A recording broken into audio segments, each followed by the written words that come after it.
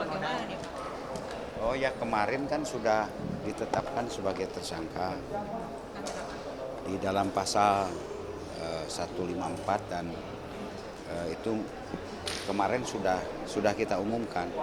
Itu adalah gelar yang kedua. Gelar yang kedua sehingga yang bersangkutan bisa ditetapkan sebagai tersangka. Apa alasannya Pak? Kenapa? Apa alasannya Pak? Karena tersangka ini kan berdasarkan KUHP pasal 184 adanya dua alat bukti yang sah yang berhubungan satu sama lain. Ini alat bukti itu apa? Alat bukti itu adanya pelapor, adanya saksi, adanya bukti-bukti.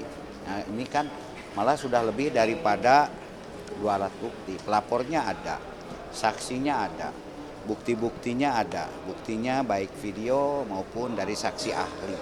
Bahkan saksi ahli juga klasifikasi sendiri. Jadi sudah ada 4 alat bukti sehingga dari para penyidik ditetapkanlah sebagai tersangka.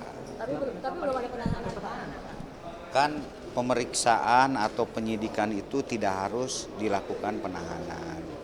Penahanan itu sifatnya dapat seseorang itu dapat ditahan. Gitu kan.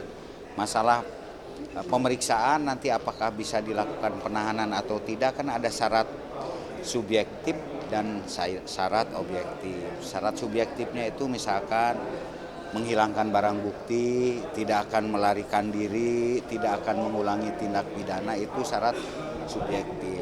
Nah, kalau yang bersangkutan misalkan nanti ada indikasi ke arah itu, bisa saja nanti ditahan. Penetapan tersangka ini kan dikhawatirkan mereka menurunkan massa gitu Pak. Ada imbauan untuk di wilayah Anda? Ya, sebagai warga negara yang baik kan ini demokrasi ini bisa jalan kalau hukum jalan. Tidak perlu memobilisasi massa. Ini kan bukan kepada kelompok tertentu. Kita kan kepada individu. Kita bukan kelompok tertentu, ini individu yang bersalah karena adanya laporan dari seseorang, adanya bukti, adanya saksi. Jadi saya kira tidak usah terlalu berlebihan. Proses selanjutnya apa nih Pak? Akan ada pemanggilan. Ya, nanti pasti akan diadakan pemanggilan dan setelah itu pun juga pasti akan diadakan konfrontir.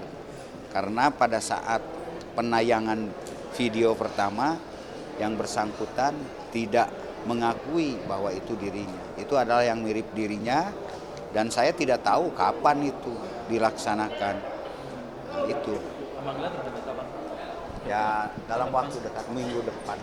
Berarti sejauh ini korporatif ya Pak, Habib Rizik? Ya, kalau masalah korporatif dan tidaknya dengan tidak mengakui bahwa itu menurut saya kurang korporatif. Kalau kooperatif itu kan dia mengakui dengan gentle. Ancamannya berapa tahun sih Pak? Ancamannya sementara ini 4 tahun lebih untuk pasal penghinaan terhadap nama negara. Jadi Pak bilang memobilisasi massa, ini maksudnya Rizik sendiri akan memobilisasi massa dari dirinya atau bagaimana atau rakyat sendiri Pak? Untuk saat ini saya yakin bahwa yang bersangkutan tidak akan memobilisasi massa. Karena kalau memobilisasi massa itu kan akan mengganggu ketertiban. Di samping itu pun juga kan masyarakat Jawa Barat itu lain dengan masyarakat yang ada di Indonesia lainnya. Mereka mungkin akan merasa tersinggung kalau didatangi dengan hal yang demikian. Apa urgensinya membawa massa? Saya kira apa urgensinya gitu kan, membawa massa. Ini kan proses hukum biasa, ya sudah datang saja.